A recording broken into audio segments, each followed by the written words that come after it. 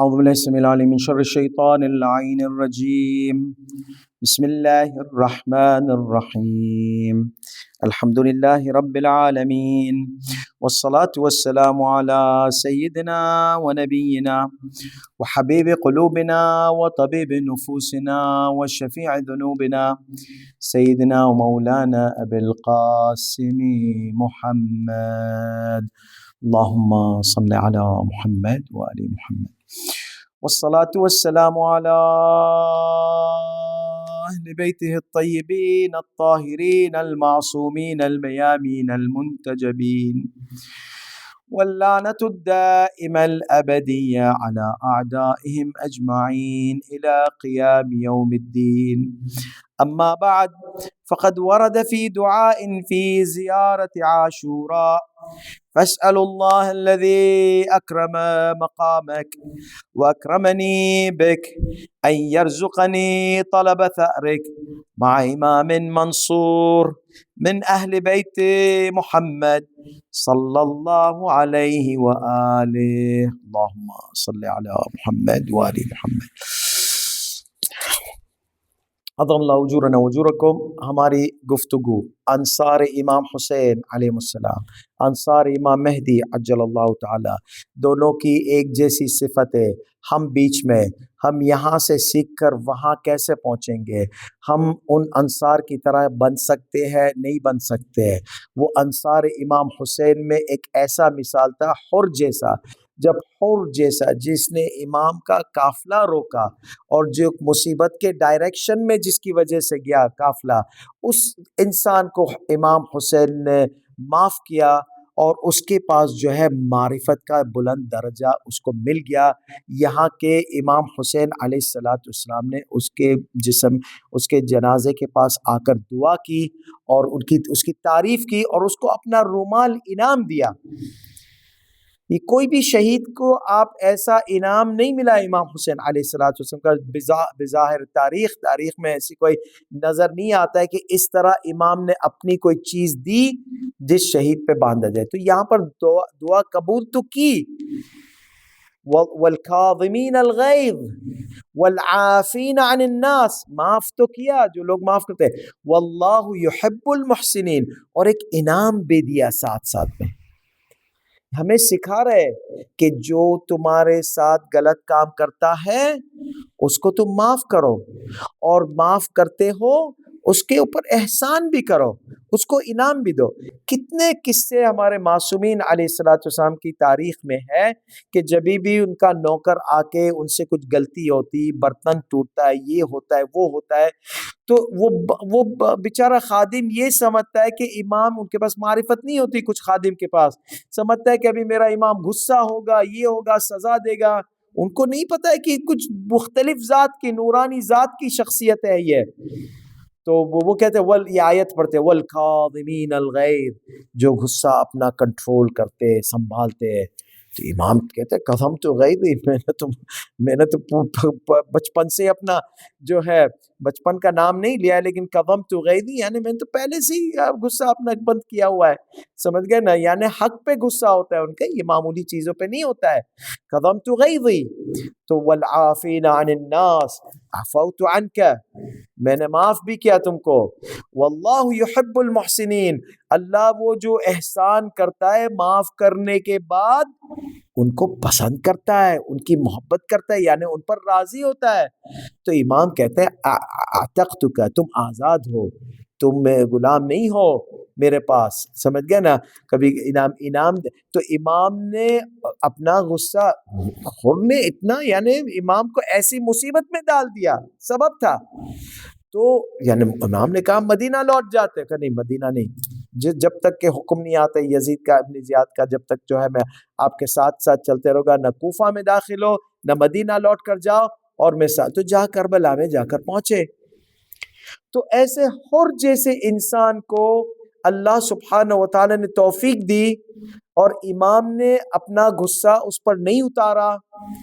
کظمت غیظی والکاظمین الغیظ والعافین عن الناس، معاف بھی کیا حر کو اور احسان بھی کیا. واللہ یحب المحسنین.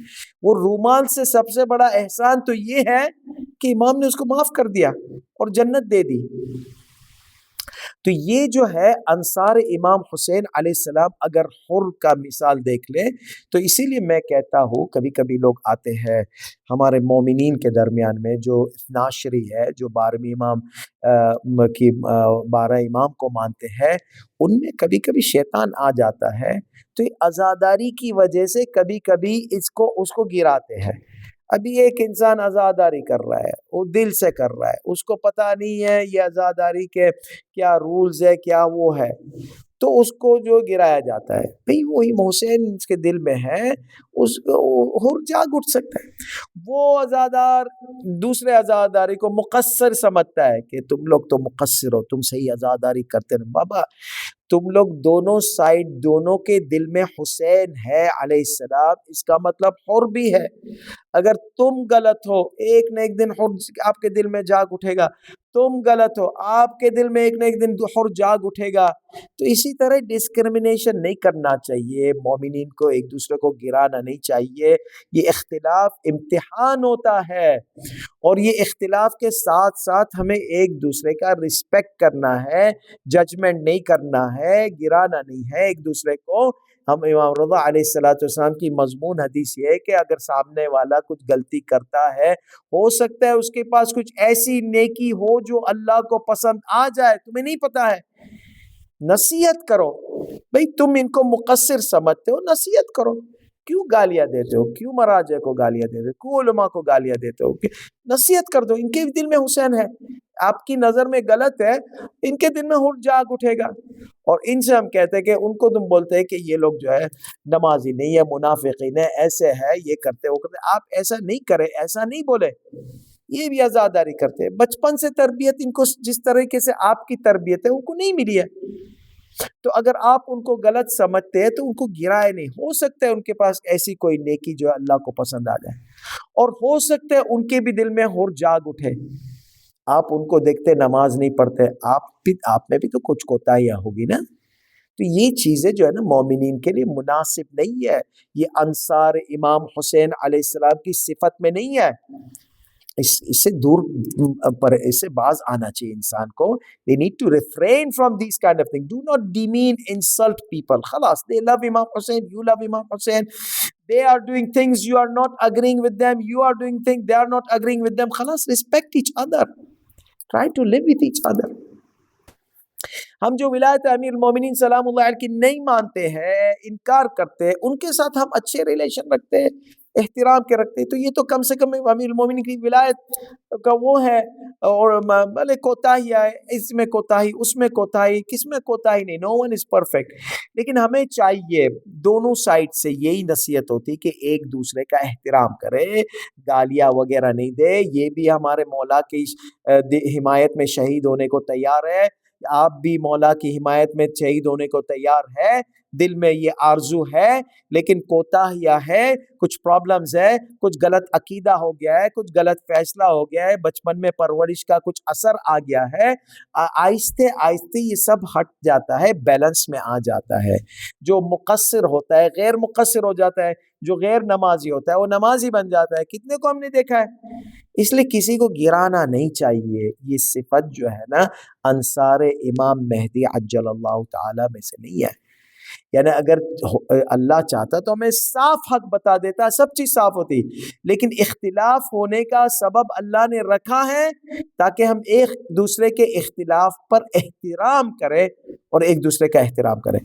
میں اتفاق نہیں رکھتا ہوں آپ سے، آپ کی عزاداری میری عزاداری سے مختلف ہے، اور میری عزاداری آپ کی عزاداری سے کوئی بات نہیں، کوئی ٹینشن نہیں ہے۔ آپ بھی مولا کو ماننے والے ہو، وہ بھی مولا کو ماننے والے ہو، آپ بھی گریا کرتے امام حسین پر، وہ بھی گریا کرتے امام حسین پر۔ تو یہ چیز ہے نا، محبت کے ساتھ ساتھ یہ معاملے کو حل کرنا پڑتا ہے۔ جھگڑے شیطانی چیز ہوتی ہے۔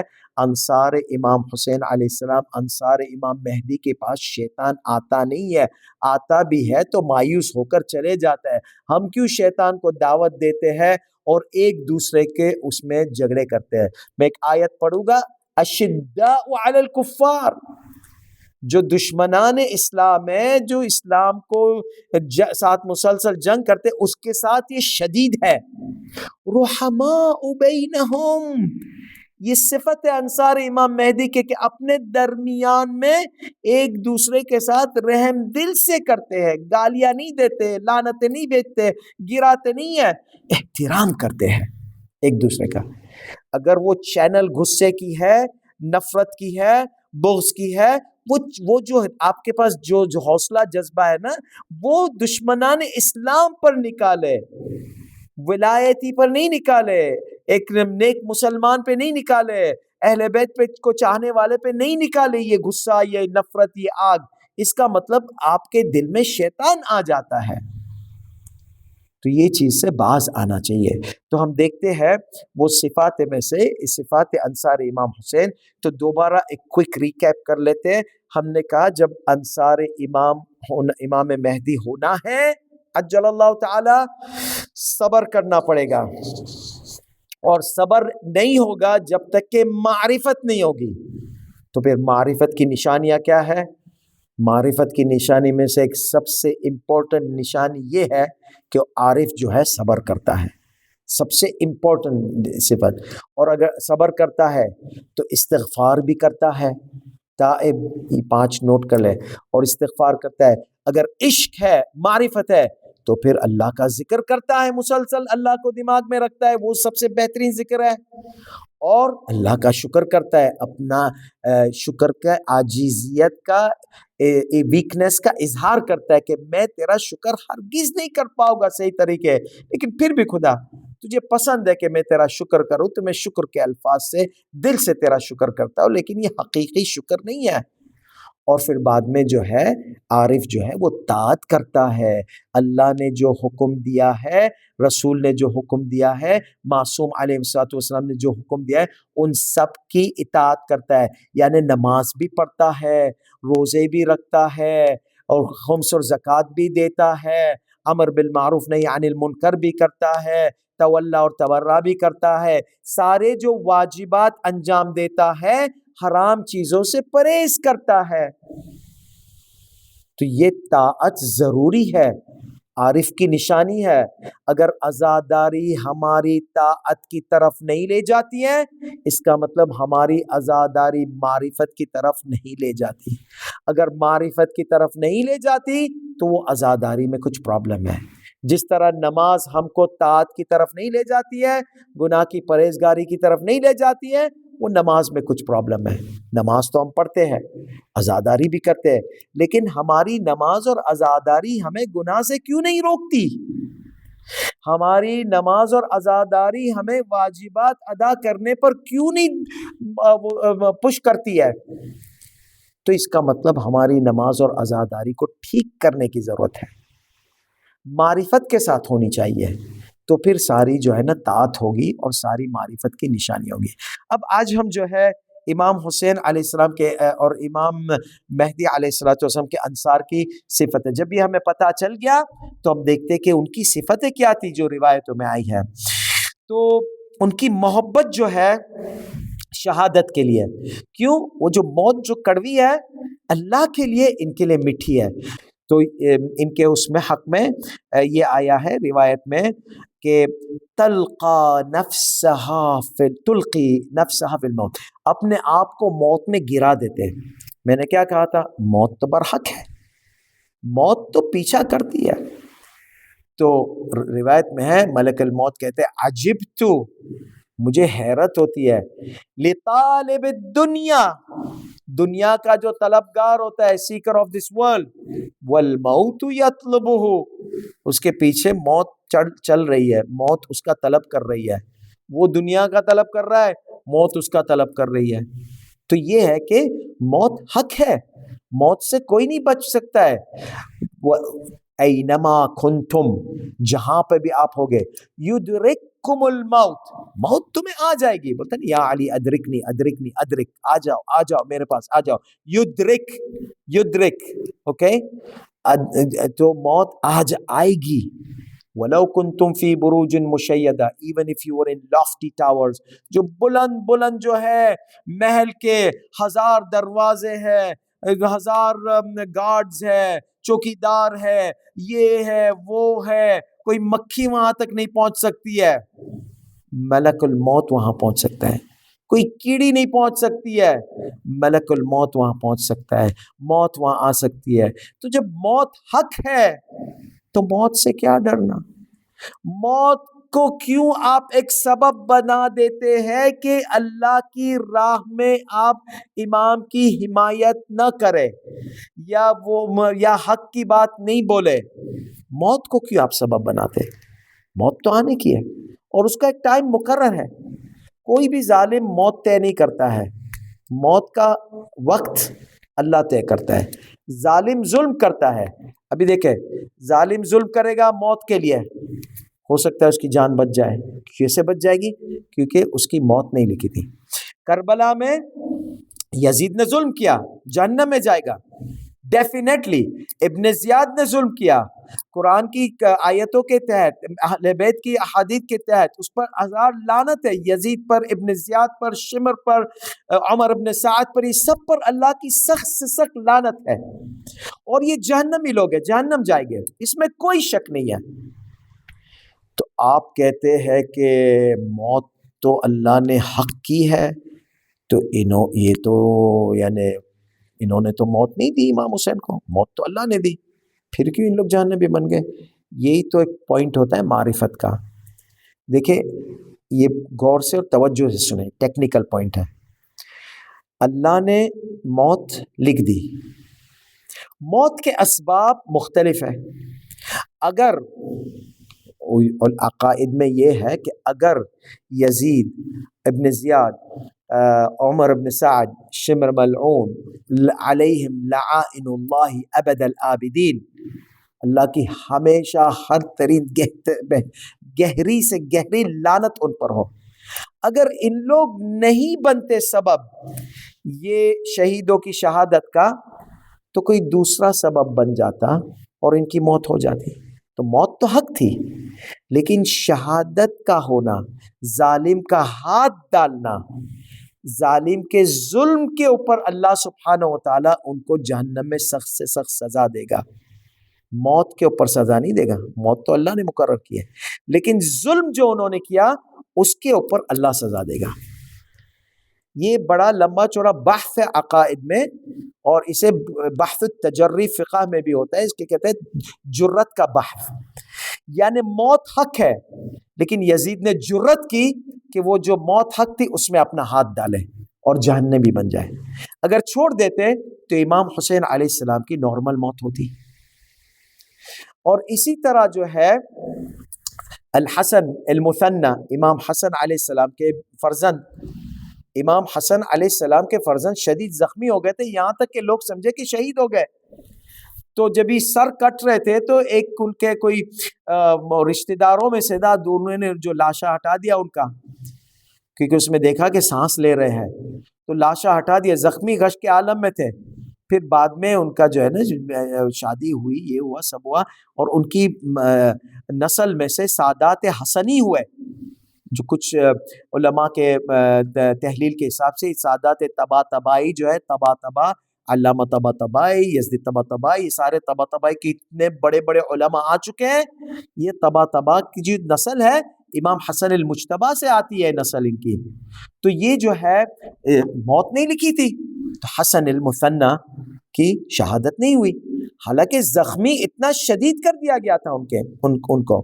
تو یہ جو ہے نا کانسیپٹ، تو اسی لیے ہم بولتے ہیں کہ ان کے اوپر لعنت ہو، کیونکہ انہوں نے سبب بنا موت کا، نہیں بنتے تو دوسری کچھ اسباب بن جاتے ہیں۔ موت برحق ہے، موت اللہ سبحانہ و تعالیٰ نے موت کا وقت مقرر کیا، لا یستقدم ساعتا ولا یستأخر، ایک لمحے کے لیے بھی آگے نہیں ہو سکتی، ایک لمحے کے لیے بھی پیچھے نہیں ہو سکتی۔ آج ہمارا عقیدہ کے بحث پہ تھوڑی سی گفتگو ہو گئی، تو اس میں ایک اور چیز وضاحت کر دوں۔ تو کہتے ہیں کہ صدقہ موت کو دور کرتا ہے، دعا لمبی عمر کرتا ہے، وہ اللہ کا علم ایک وہ ہے جس میں کوئی تبدیلی نہیں آتی ہے، اس میں موت کا ایک وقت مقرر ہے۔ دوسرا، اللہ سبحانہ و تعالی تقدیر میں لکھتا ہے فرشتوں کو بتاتا ہے کہ یہ دن اس کی موت ہونے والی ہے، لیکن پھر بعد میں اللہ تقدیر بدل دیتا ہے صدقے کی وجہ سے۔ یہ تقدیر الگ چیز ہے، اللہ کا علم الگ چیز ہے۔ جب ہم بولتے ہیں موت حق ہے، اس کا دن ایک لمحہ آگے نہیں بڑھتا ہے، ایک لمحہ پیچھے نہیں بڑھتا ہے، جو کہ اللہ کے علم میں ہے۔ لیکن اللہ کے تقدیر میں، مثال کے طور پر اللہ نے تقدیر میں بتایا حضرت ابراہیم کو کہ تم اپنے بیٹے اسماعیل کو شہید کرو یا ذبح کرو، اس کا مطلب اللہ نے تقدیر لکھی ان کی موت ہوگی آج، لیکن علم میں اللہ کو پتا تھا کہ ابراہیم کامیاب ہو گئے، اور جو حقیقی جو موت کا وقت ہے وہ یہ وقت نہیں ہے، وہ دوسرا وقت ہے حضرت اسماعیل علیہ السلام کا۔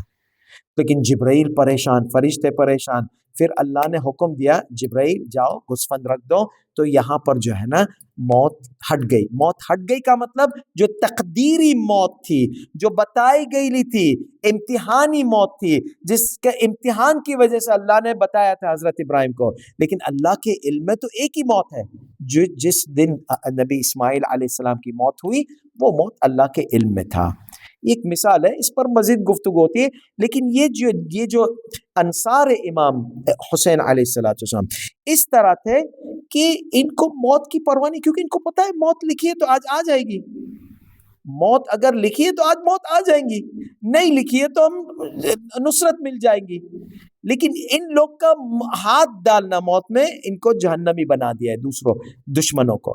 تو اسی لیے امام کا قول ہے تلقی نفسها فی الموت، یہ ایسے لوگ ہیں جو اپنے آپ کو موت کے اوپر گرا دیتے تھے، یعنی جنگ ہے، سامنے والا شہید کرنے والا ہے، انہیں ڈر نہیں ہے امام کو کچھ نہیں ہو، میرا امام علیہ السلام بچ جائے، مجھے جو بھی ہو جائے، یہ موت میرے لیے میٹھی ہے۔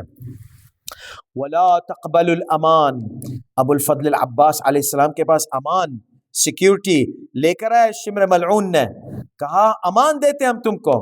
یہ کیسی امان؟ اس کی امان شمر کے منہ پہ ماری ابو الفضل العباس نے۔ امان مجھے دیتے ہو، میرا بھائی، میرا امام، میرا معصوم کو تم قتل کرو گے اور مجھے امان دو گے؟ یہ کیسی امان ہے؟ امان نہیں قبول کرتے تھے، کیونکہ یہ جو لوگ تھے انصار امام حسین، ان کے بڑے بڑے قبیلے تھے، اور یہ قبیلے والے آتے تھے عمر سعد کے پاس، ابن زیاد کے پاس، دیکھیں ہمارا بندہ حسین کے پاس چلا گیا ہے، ان کو تم امان دے دو، دیکھیں ہمارا بندہ، ہمارا بیٹا، ہمارے رشتہ دار۔ ایسا ہوتا تھا، یہ ایک عادت تھی عرب میں جاہلیت میں، کبھی بھی حملہ ہوتا تھا ایک گروپ پر تو ایک لشکر کو توڑنے کا ایک طریقہ ہوتا تھا کہ ان لوگ امان آفر کرتے تھے، جن قبیلے کا کوئی انسان یہ لشکر کے ساتھ ہے آ جاؤ، ہم امان دیتے ہیں، تم لے جاؤ اپنا بندہ۔ تو کیا ہے، سامنے والے کا لشکر ٹوٹ جاتا تھا۔ ان کو امان، بہت سے ایسے کو امان دیا جاتا تھا جس طرح ابو الفضل العباس کو دیا تھا۔ امان؟ ایسا کیسا امان؟ امام کو ہم چھوڑ کے تمہارے امان میں آ جائے؟ ولا تقبل الامان ولا ترغب فی المال، بہت سے لوگوں نے امام کو چھوڑا مال کے لیے، دنیا کے لیے، امان کے لیے، لیکن یہ انصار جو ہے ان کو امان دیا جائے گا، امان کی آفر ریجیکٹ کرے گے، ان کو مال دیا جائے گا، مال کی آفر ریجیکٹ کرے گے۔ معاویہ نے کتنے لوگوں کو مال سے خریدا تھا امام حسن علیہ السلام کے لشکر میں سے؟ امام حسن علیہ السلام کا لشکر اتنا کم کیوں ہو گیا؟ بہت سے لوگ کو مال دے دے کے خریدا، بہت سے لوگ کو امان دے دے کے خریدا، کیونکہ ورنہ جو بھی حسن کے ساتھ ہے اس کو ہم قتل کریں گے، تو ہم امان دیتے ہیں، جن کو امان چاہیے وہ نکل جائے، حسن کا ساتھ چھوڑ دے۔ یہاں پر امام حسین علیہ السلام کے انصار جو ہے ایسی امان، ایسا مال کو نہیں، تو اور ان کی بیچ میں اور موت کے بیچ میں کوئی بھی رکاوٹ نہیں تھی۔ ولا يحول حائل بینہما وبین المنیہ، یعنی موت اور ان کے درمیان میں کوئی بھی دیوار نہیں آ سکتی تھی، کوئی بھی رکاوٹ نہیں آ سکتی تھی۔ موت کے لیے تیار تھے، ہمارا آقا بچ جائے، ہمارا مولا بچ جائے، لیکن ہم موت لے لیں گے، لیکن ہم جو ہے نا موت کو ہٹائیں گے نہیں، جو دیوار ہے اس کو ہٹا دیں گے، اور موت بھلے ہمیں آ جاتی۔ اور اسی طرح زہیر ابن القین نے کہا واللہ لوددت انی قتلت، اگر میری تمنا ہے کہ اگر مجھے مارا جائے، ثم نشرت، پھر بعد میں مجھے جان دی جائے، دوبارہ اٹھ جاؤ، ثم قتلت، دوبارہ موت ہو، حتی اقتل کذا 1000 قتلۃ، 1000 دفعہ مجھے مارا جائے اٹھو، مارا جائے اٹھو، موت کے بعد اٹھو، موت زندہ، 1000 دفعہ مجھے مارا جائے۔ وَأَنَّ اللَّهَ يَدْفَعُ بِذَلِكَ الْقَتْلِ عَنْ نَفْسِكَ، اور وہ قتل ایسا ہو، کیونکہ قتل ہونا دردناک حالت ہوتی، تیرے، شمشیریں، گولیاں، بوم، یہ سب چیز جو ہے نا دردناک چیزیں ہوتی ہے، بولتی یہ سارے درد میں لینے کو تیار ہوں، 1000 دفعہ یہ سارے درد لینے کو تیار ہوں کہ اگر میں تمہاری حمایت کر سکوں، اگر یہ میرا قتل تمہیں بچا سکے، عن نفسک وعن انفس هؤلاء الفتية من اہل بیتک، یہ جو تمہارے ساتھ جو ہے بنی ہاشم اہل بیت میں سے ہے، آپ کو اور ان کو میں بچا سکوں، اس 1000 دفعہ شہادت پانے سے میں یہ شہادت نہیں چھوڑوں گا۔ اور اسی طرح 12ویں امام عجل اللہ تعالی فرجہ الشریف کے انصار، ان میں سے جو ہے امام جعفر صادق علیہ السلام نے یہ صفت بیان کی، یدعون بالشہادہ، ان کو دعوت دیتی جاتی، کائے کی؟ شہادت کی دعوت دیتی جاتی ہے، اور ان کے لیے شہادت ایک ایسی چیز ہے کہ وہ قبول کر لیتے ہیں، ہمارا 12ویں امام بچ جائے، ہمارا امام القائم المہدی بچ جائے، وہ بچ جائے، ہماری جان چلے جائے۔